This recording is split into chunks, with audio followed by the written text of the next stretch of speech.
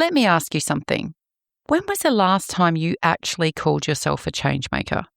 Not quietly hoped you were making a difference, but actually said it out loud. Because if you work in HR or leadership, you are already shaping how people experience work and life. And yet most of us would never claim that label. We say we're busy, we say we're operational, we say we're doing our job. But I've just come off time at the United Nations and a week in Cambodia surrounded by people changing lives every day. And it hit me.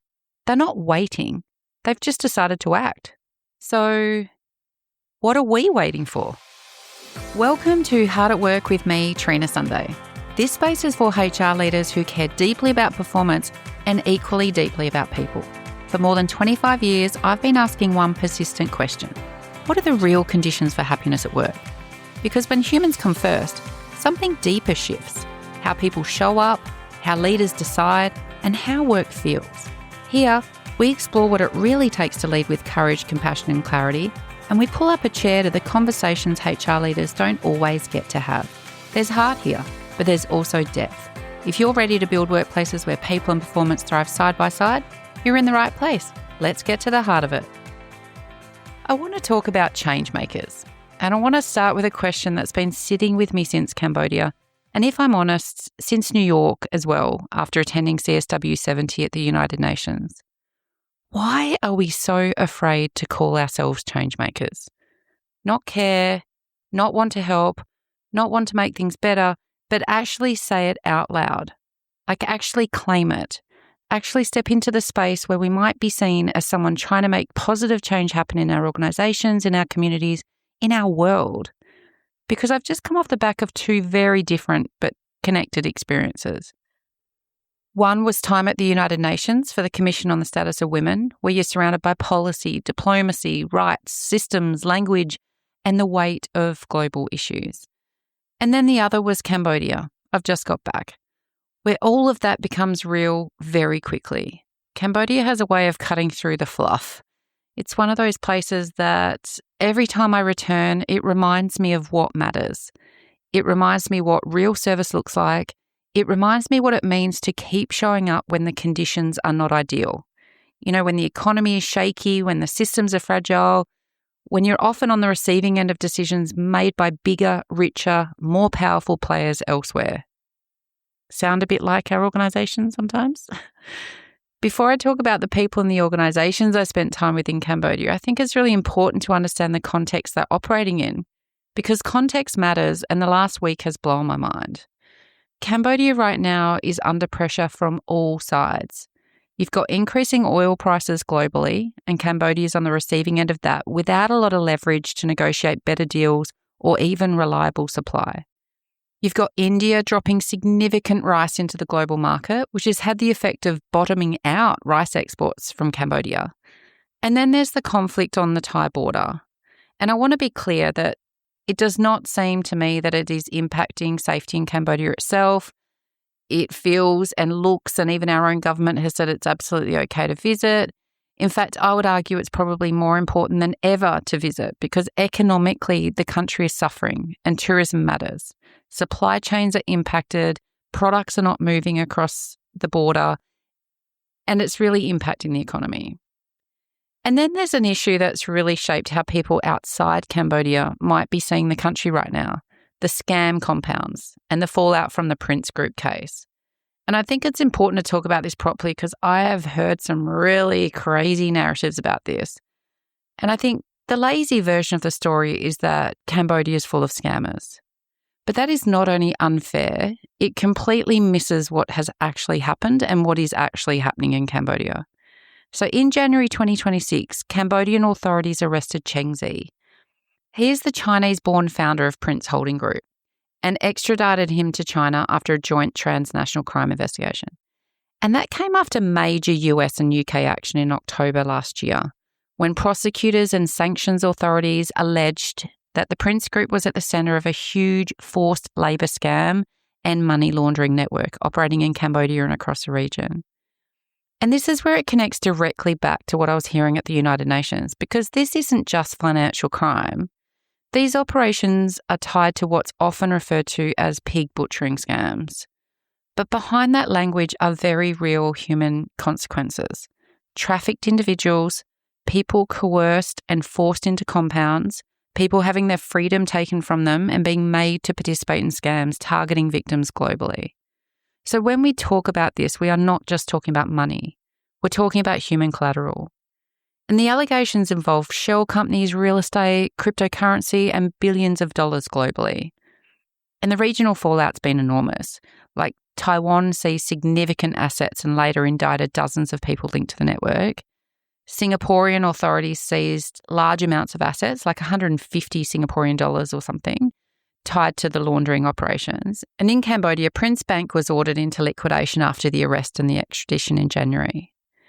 But this is the part I really want people to understand. The impact of all of this lands in Cambodia in really practical ways. It lands as people worrying about whether their money is safe. It lands as mistrust in banks and financial institutions. It lands as stalled developments and frozen investments. And it lands as economic pressure on everyday people who had nothing to do with any of it. And it lands as reputational damage to a country that is so much more than this story. So when people reduce this to Cambodia's dodgy, they completely miss the point. It's ignorance 101. Because the reality is, Cambodia has also been used by actors with more money, more power, more reach, and more global capability than the average Cambodian person or the businesses will ever have. And sitting in the UN, listening to conversations about systems, justice, exploitation, structural inequity, and then being on the ground in Cambodia, you can feel the gap between those conversations and the lived reality. And yet, and this is the part that stays with me every single time, despite all of that, the people doing the work on the ground in Cambodia are not stepping back. They're stepping forward. One of the highlights of the week was spending time, again, with Cambodian Children's Fund. And every single time I'm with the team, I am reminded that this is what holistic change actually looks like. For those who don't know, Cambodian Children's Fund, where I used to work, works with children and families in communities around Stengmen Che in Phnom Penh, which is the area historically associated with a very large rubbish dump. These are families who have experienced extreme poverty, limited access to education, incredibly constrained life choices, and very real vulnerability. And what strikes me about CCF is that they understand that education is the pathway out of poverty. But they also understand that education on its own is not enough. Because if a family has mouths to feed, a child may need to leave school to work. If someone gets sick, healthcare costs can financially cripple a family because there's not the kind of safety net there that we have in Australia. If housing is unstable, safety is compromised. And if there is no support around the family unit, a child's chances of thriving narrow really quickly. So what CCF has built is not just a school pathway, it's an ecosystem. There's food and nutritional support. There's healthcare support through the medical centre. There are leadership programs and community leadership opportunities. And there are living arrangements that are thoughtful and progressive. And one of the models that always stays with me and that I love is the girls to granny concept. There's no orphanages in a traditional sense here. Instead, there are supported, community-oriented villages where young women can live safely in close-knit environments with older women, grannies, who might otherwise be isolated, but instead serve as the matriarchal presence. They provide wisdom, oversight, stability, maturity, and care, and in return, they get cared for. And it's not charity in the way that lots of people imagine. It's dignity, structure, community. It's Khmer culture. And I love this. The opportunities that CCF provides are not something that you can buy your way into. In many ways, these children are getting access to opportunities that rich kids just can't buy. And the program is exclusive for all the right reasons. I've sponsored children in Cambodia and through CCF for more than a decade. And now some of those young people are starting university. Like, just let that land. You've got young people who are born into extreme poverty with so little access, who are now stepping into higher education and very different futures. This isn't a slogan. It's not a marketing campaign. This is change lives. And this is the organisational reflection I have though, right? I think a lot of Australian organisations are still trying to solve human problems with one intervention at a time. We love a standalone initiative. We love a shiny solution. We love to say that we launched a wellbeing program or rolled out a policy or ran a workshop. But people do not live single-issue lives. And this is one of the biggest lessons from CCF. If we want people to thrive, we need to ask, what are the real conditions required for that success? It's like my unrelenting question, what are the real conditions required for happiness? And if performance is off, is it capability? Is it workload? Is it leadership? Is it burnout? Is it financial stress? Is it inflexible work design? Is it a caring burden? Is it unsafe behaviour in the team? If you only ever solve one piece and ignore the system around it, you're not really changing anything.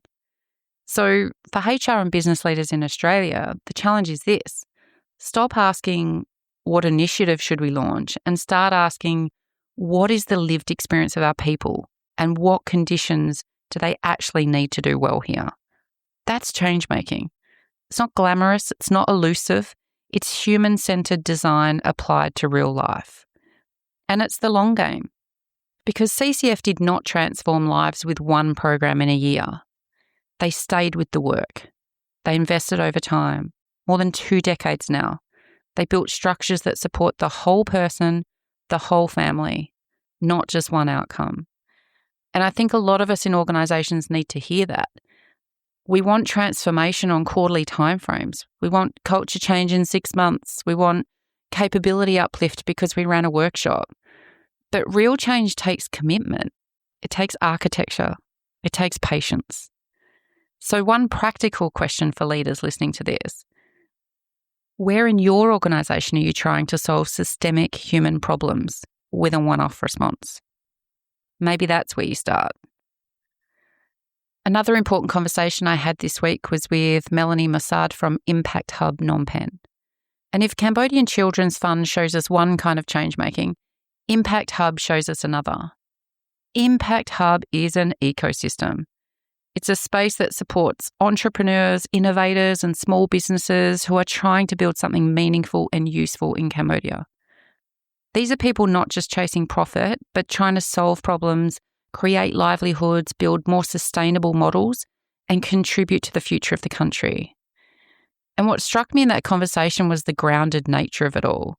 Like, these young founders and entrepreneurs are often building in a context where resourcefulness is essential. Sustainability is not a branding exercise, and circular thinking is not just language for a conference panel. Like, waste reduction, reuse, social innovation, environmental responsibility, community impact. These things are being worked through in practical ways. And when you spend time in that environment and then you come back to Australia, it's really hard not to notice how wasteful we've become. Not just materially, but imaginatively. We waste people's potential, we waste energy through bureaucracy, we waste opportunity by over-controlling things, we waste goodwill by making it hard for people to bring their whole selves and ideas into work. And I keep thinking about the Sustainable Development Goals because at the UN, I've just spent time there, it's explicit. But in a place like Cambodia, you can see how closely many people's efforts are tied to those ideas, whether or not they're trying to name them every 5 minutes. But in Australia, we barely talk about the Sustainable Development Goals. The practical reflection here for Australian leaders is around how narrowly we still define contribution. We often expect employees to show up as one-dimensional beings, their role, their KPI, their output, their usefulness to our organisation.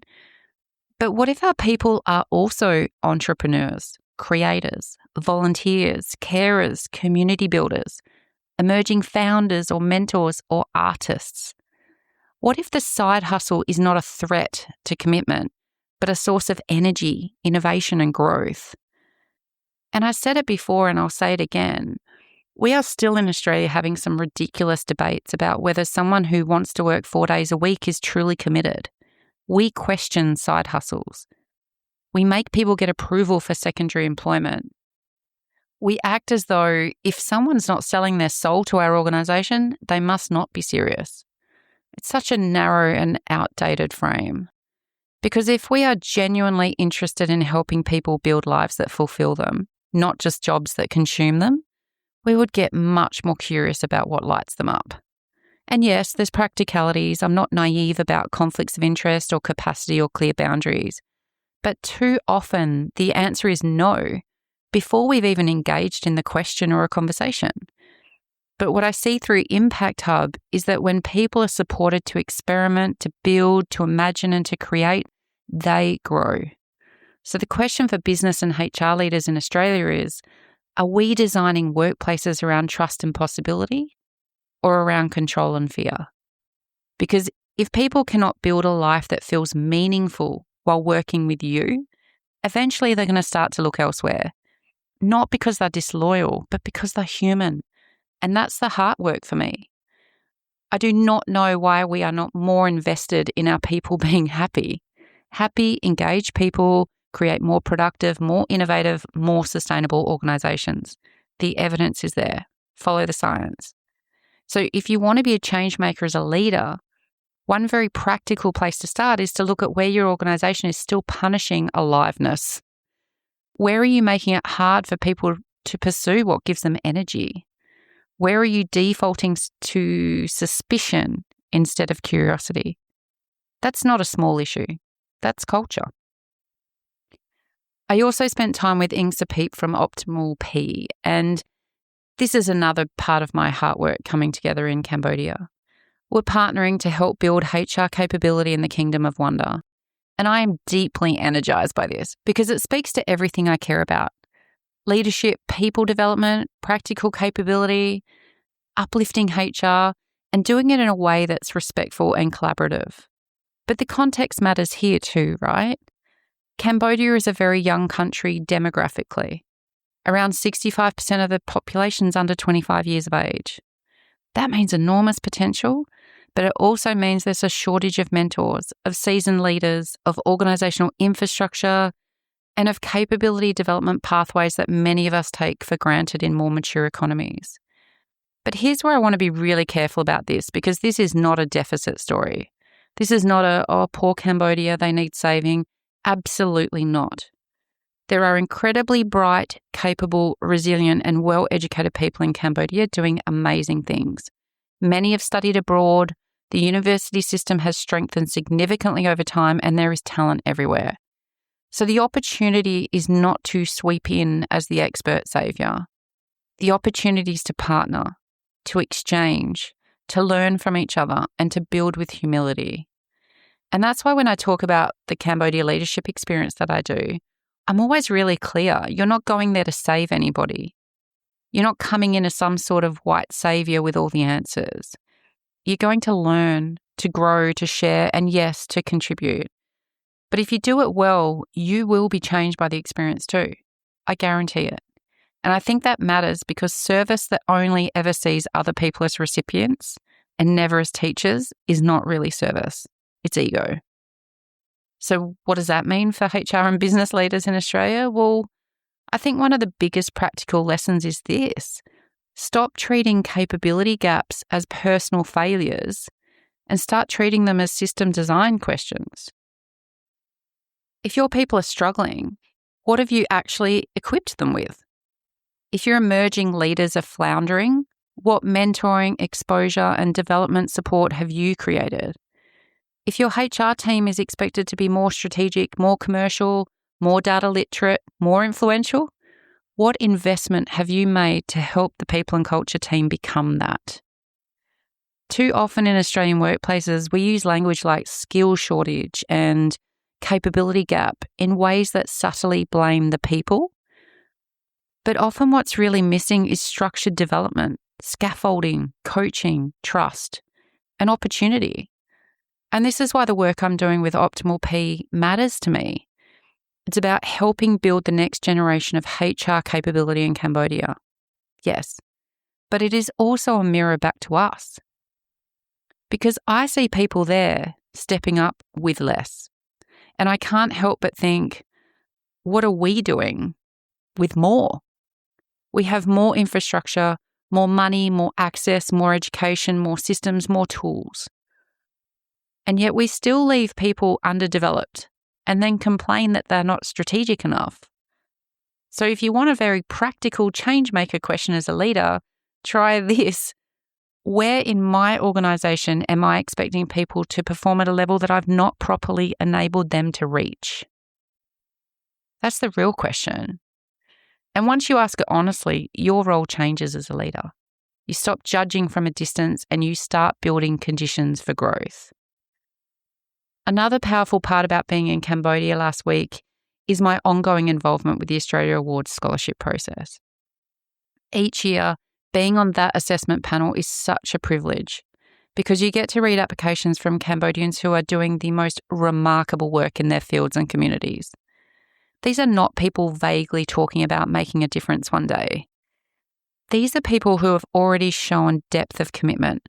They have led initiatives, they have built networks, created traction, influenced change in their context, and are seeking the opportunity to deepen that through further study in Australia so they can return and contribute even more strongly. I find it so incredibly inspiring.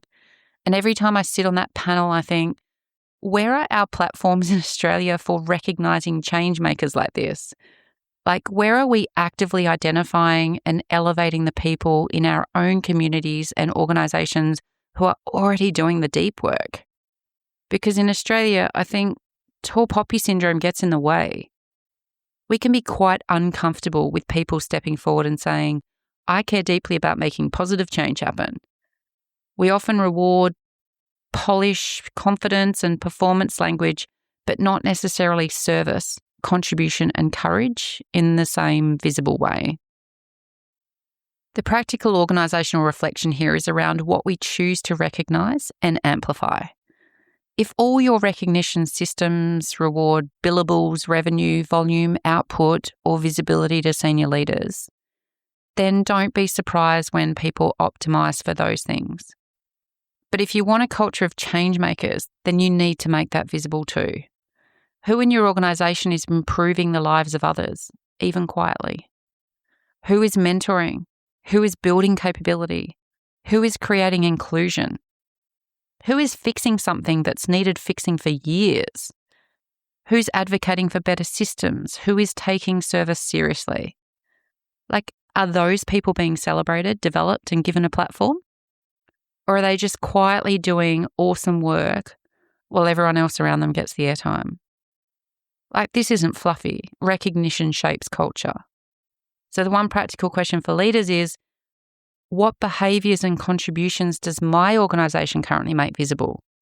And what does that teach people to value? Because if change making is invisible, it'll remain elusive.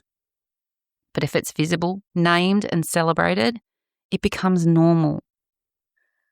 I spent time as well in Cambodia on the ground with new Cambodian artists.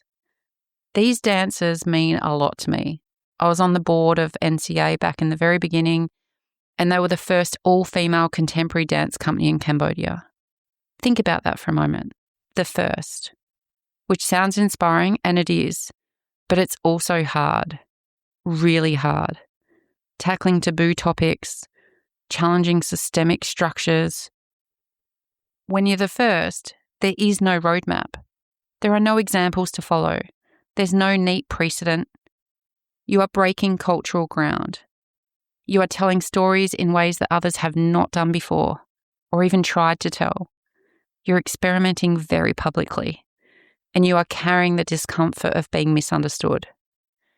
And I think this is one of the reasons we resist sometimes calling ourselves change makers, because deep down, we know that change often requires someone to go first, someone to say the thing, someone to try the new way, someone to challenge the existing norm, someone to back an idea before there's evidence, someone to create a path that others can walk later.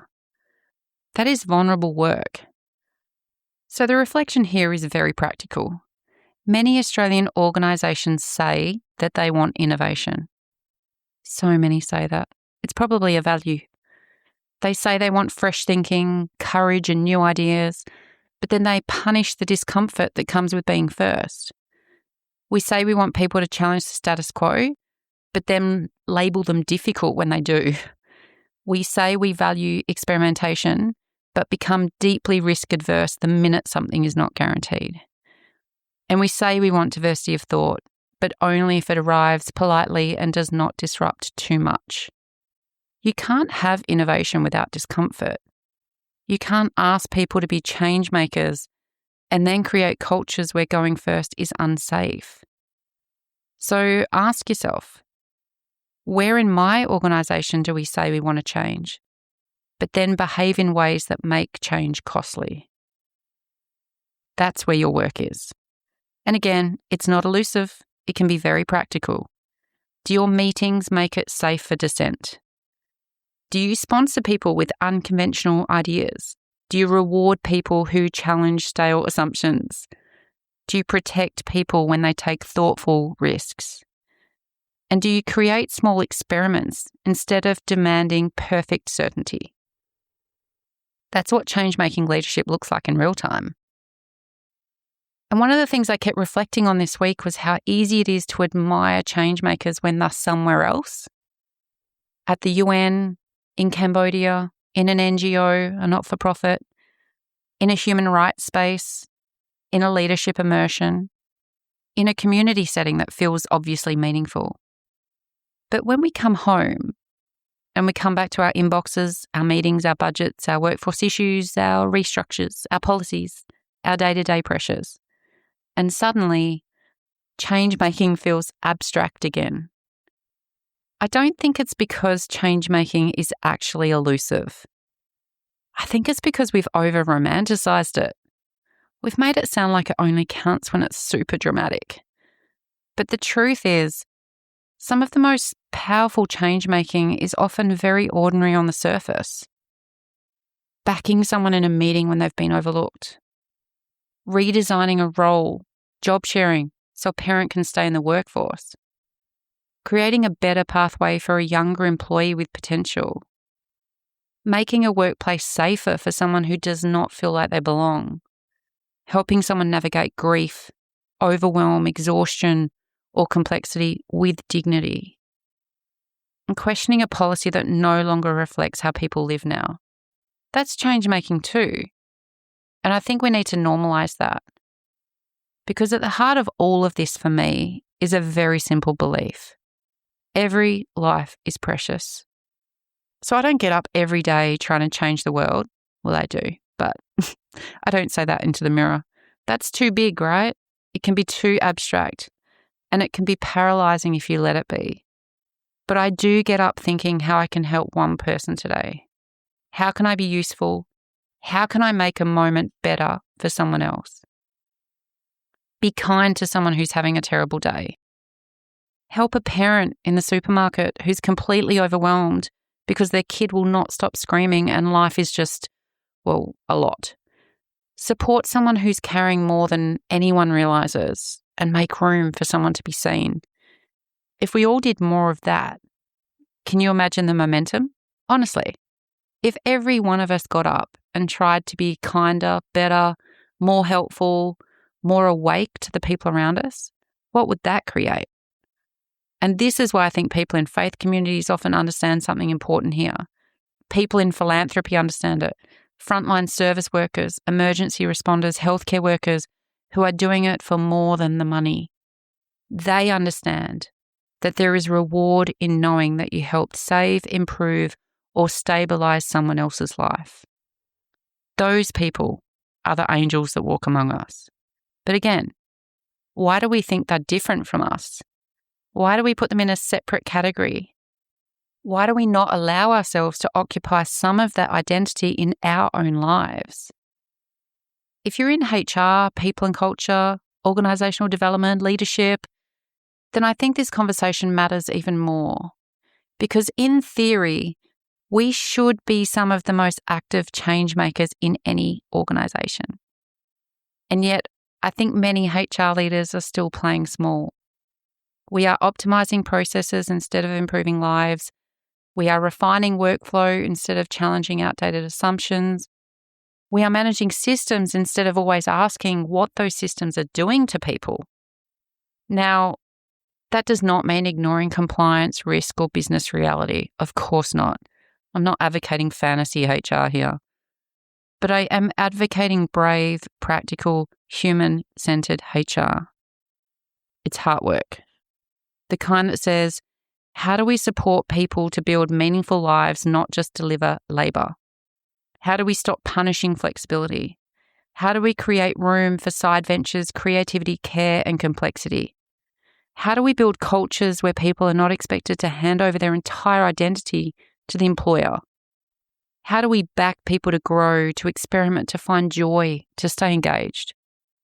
This is why I keep coming back to the idea that if we genuinely supported people to do the thing that lights them up, we would likely retain them for much longer, not lose them faster.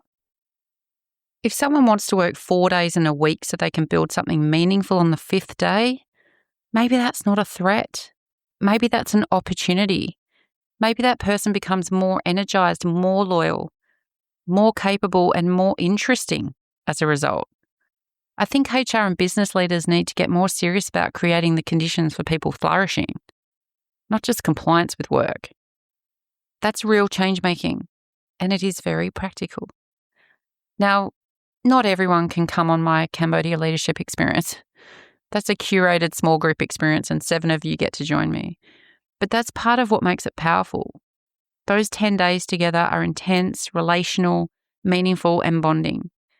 You build deep connections because shared experiences do that. It fuses people together. And I know that happened with a group that travelled with me last year, and I know it's going to happen with the next group that joins me in November. But not everyone can do that, and I'm aware of that.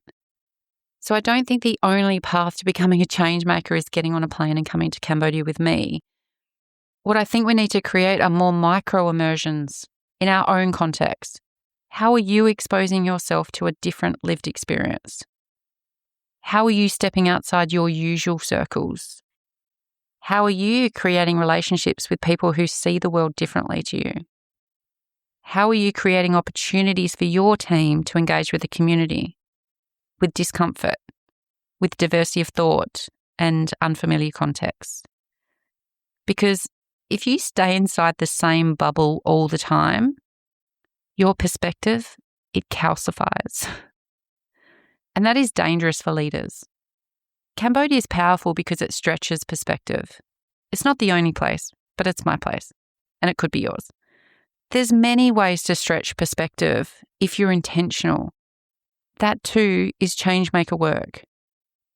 And there's a really personal layer to all of this for me.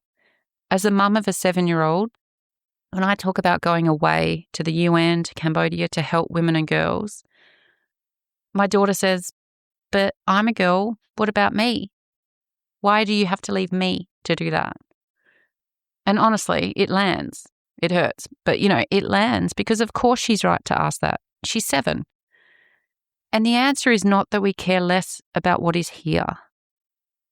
The answer is that we have to do more elsewhere. In my opinion, in my humble opinion, like we have to show our children that service matters, that caring matters, that helping matters. It's mattering. That leadership is not just about status or success or getting ahead, it is also about contribution. If our kids all grow up watching us do that, imagine what that would create. Imagine a generation who do not see change making as extraordinary, but as ordinary citizenship, ordinary leadership, ordinary humanity. That's what I want. And I think part of it that keeps us afraid to call ourselves change makers, it's imposter syndrome. Who am I to say I'm a change maker? I think part of it's tall poppy syndrome. Don't get too big for your boots. Don't make too much of yourself. Don't act like you're special. But I think part of it is that we're scared of the responsibility that comes with naming it. Because if you say that you want to make change, then on some level, you got to act. And I think part of it is that we've made the concept too grand. So for me, I can call it really plainly. Being a change maker does not mean you need to launch a movement, save a country, start a charity, speak at the UN, or build a foundation. It might, but it doesn't have to. Sometimes it means making one thing better for one person in one team this week This is not small. It's how momentum begins. So my reflection coming out of Cambodia is this. I was surrounded by phenomenal change makers this week. At Cambodian Children's Fund, building holistic systems around children and families so education can actually work. At Impact Hub, backing entrepreneurs and small businesses who are building a more sustainable and resourceful future. With INGSAPEEP at Optimal P, helping build HR capability in a young country through partnership, not saviorism. Through the Australia Awards scholarship process, witnessing people already making meaningful change in their communities and seeking to deepen their impact. With New Cambodian Artists, NCA, seeing what it means to go first, to create, to tell stories differently, and to carry the discomfort of innovation. And what all of those experiences reminded me is this. Change makers are not some rare species. They are people who decide to care, decide to act, and decide to stay with the work. So if you're listening to this, I want to ask you, if you could change one thing in your organisation, your community, or your sphere of influence, what would it be? And what is one practical step that you could take this week? Not someday, not when the timing's perfect, not when you feel more confident, this week. Because you don't need permission to be a change maker. You don't need Cambodia. You don't need the UN. You don't need the title. You just need to decide. So really, why not you? And if this conversation has stirred something in you, if you've been feeling the pull to step out of the day-to-day, to reconnect with service, perspective, leadership, and what really matters, that is exactly why I created the Cambodia Leadership Experience. Not so you can come and save anybody, but so you can come and learn, grow, contribute, and be changed by proximity to people doing extraordinary work in very real conditions. Because sometimes we need to step out of our own environment to remember who we want to be in it. So if you're interested to learn more, you know where to find me. I'm also bringing the People Unconference to Perth on the 2nd of July this year. And within our extraordinary program, we will be working with not-for-profits to add our knowledge, learnings and ideas to help drive positive change for their organisations and beneficiaries. This is an incredibly unique experience for people leaders and HR leaders, and I can't wait to share more. Register your interest at trinasunday.com. Thanks for spending time with me. If this conversation challenged you, clarified something, or simply reminded you that you're not the only one holding the tension between people and performance, then it's done exactly what it was meant to. This work isn't easy, but it is necessary. HR has a new future, and it leads with heart. So if you found value here, subscribe so you don't miss what's next. Share this episode with someone who also believes that work can be better. And if you want to go deeper, you can explore the Heartwork model, the programs, and the growing community of HR leaders at trinasunday.com. Because when HR leads with clarity, courage, and compassion, it doesn't just change workplaces, it changes lives. Until next time, keep asking better questions, keep backing your voice, and keep putting humanity at the centre of performance. Let's keep heart at work.